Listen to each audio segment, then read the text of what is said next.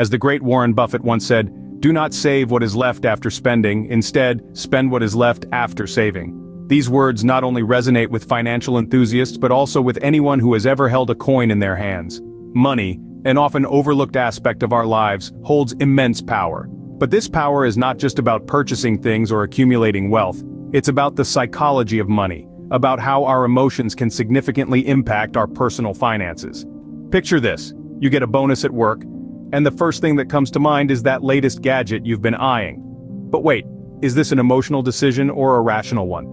It's essential to understand that our feelings can greatly influence our decision-making process when it comes to money, sometimes to our detriment. The key to financial success lies in the power of understanding your emotions and how they influence your financial decisions. Money, like love, is an emotionally fraught subject. It's a complex topic that often stirs up a whirlwind of emotions within us. Some of the most common yet powerful emotions associated with money include fear, greed, guilt, and envy. Let's start with fear. The fear of not having enough or losing what we have can cause us to make irrational financial decisions. It's the panic selling in a market downturn, the reluctance to invest for fear of loss, or the hoarding of money under a mattress instead of putting it to work. Next, we have greed. It's the emotion that fuels the desire for more, often at the expense of sound financial judgment.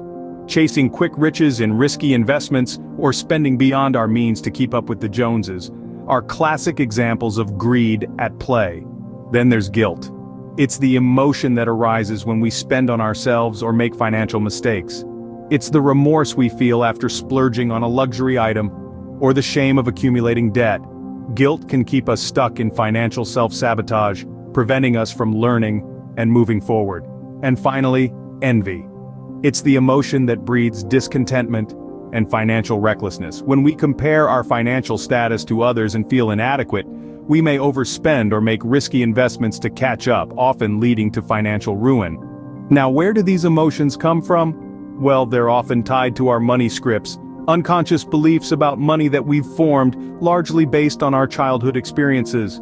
Whether you grew up in a household where money was a source of conflict, or one where money was used to express love, these early experiences shape our emotional responses to money. But here's the good news: we're not doomed to be ruled by these emotions. Recognizing your emotions and understanding their source is the first step to making better financial decisions. By acknowledging these feelings and their origins, we can start to rewrite our money scripts, and ultimately, take control of our financial futures. Now that we understand the emotional side of money, how can we take control? To answer this question, we'll delve into some practical tips to help you control your money emotions. Let's start with creating a budget. This seems simple, but it's a fundamental step in gaining control over your finances. A budget is not just about tracking income and expenses, it's also a tool to understand your spending habits, identify unnecessary expenses, and prioritize saving. When you see your spending laid out clearly, it's easier to make logical decisions rather than emotional ones. Next, set financial goals. Goals give your financial decisions purpose and direction. Are you aiming for an early retirement? Do you want to buy a house in the next 5 years? Maybe you're saving for your child's education. Whatever your goals are, having them clearly defined will help you stay focused and motivated, preventing impulsive spending driven by temporary emotions. Let's now move on to mindful spending. This is about being aware of why you're spending money and how it makes you feel. Do you find yourself shopping when you're stressed or bored? If so, it's crucial to find healthier outlets for these emotions. Maybe a walk in the park or a good book could replace that retail therapy. Mindful spending also involves asking yourself if a purchase is necessary and aligns with your financial goals before making it. This kind of self-awareness can help you resist the urge to spend money based on fleeting emotions. But what if you're struggling to control your money emotions, even after trying these tips? It's perfectly okay to seek professional help. Financial advisors, psychologists, and even support groups can provide valuable guidance. They can help you understand your emotional triggers and develop strategies to manage them. Remember, it's not a sign of weakness to ask for help, but a step towards gaining control over your financial life. Emotions are a part of our human nature. They can make us joyous, motivate us, but they can also lead us astray, especially when it comes to money. It's important to remember that our financial decisions should be based on logic and long-term goals, rather than short-term emotions. This doesn't mean we should suppress our emotions, far from it. We should acknowledge them, understand their source, and learn how to channel them in a productive way. In conclusion, controlling your money emotions is not about ignoring your feelings. It's about understanding them and making them work for you rather than against you. It involves creating a budget, setting clear financial goals, practicing mindful spending, and seeking help when needed. It's about making informed decisions that align with your long-term financial goals and personal values. Financial discipline is not about denying your emotions, but about channeling them in a way that serves your long-term interests. Remember this as you navigate through your financial journey, and you'll be well on your way to mastering your money emotions.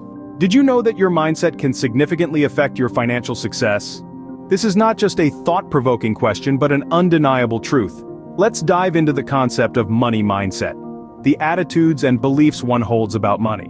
Your relationship with money isn't just about numbers and percentages. It's also about your mindset, your beliefs, and your attitudes. Think of your mindset as the lens through which you view your financial world. If you look through a lens of scarcity and fear, you're likely to make financial decisions that reflect that. You might hoard money, afraid to invest or spend. However, if you view money through a lens of abundance and opportunity, your decisions will be different. You might be more open to investing, to taking calculated risks, and to spending money on experiences and things that truly bring you joy. A positive money mindset can lead to better financial decisions and overall financial health. It's about believing in your ability to learn about money, to make wise financial decisions, and to create wealth. A positive money mindset is not about being unrealistic or overly optimistic. It's about having a balanced and healthy view of money. So how can you cultivate a positive money mindset? Start by practicing gratitude. Be thankful for what you have, even if it's not as much as you'd like. Gratitude can shift your focus from what you lack to what you have, creating a sense of abundance. Next, visualize your financial success. Imagine what financial freedom looks like for you. It could be owning your dream home, starting your own business, or feeling secure in your retirement. Visualization is a powerful tool that can help you stay motivated and focused on your financial goals. Also, educate yourself about money. Knowledge is power, and the more you understand about money, the more confident you'll feel in your financial decisions. Lastly, challenge any negative beliefs you have about money. Replace thoughts of fear and scarcity with thoughts of abundance and opportunity. Remember, a positive money mindset is the key to unlocking your financial potential. In the words of Robert Kiyosaki, it's not how much money you make, but how much money you keep. As we draw this discussion to a close, let's take a moment to reflect on the journey we've embarked on together. We've delved into the profound impact of emotions on our financial decisions, and the ways in which unchecked emotions can lead us astray. From impulse purchases that deplete our savings to high-risk investments driven by the thrill of the gamble, our emotions can prove to be treacherous financial advisors. We've also explored the importance of understanding these emotions.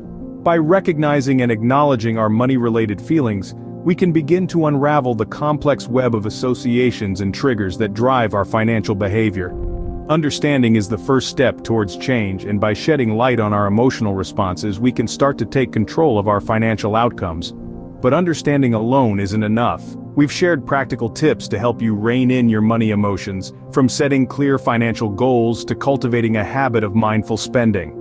By implementing these strategies, you can ensure that your financial decisions are driven by reason and foresight rather than fleeting emotion. And finally, we've examined the power of a positive money mindset.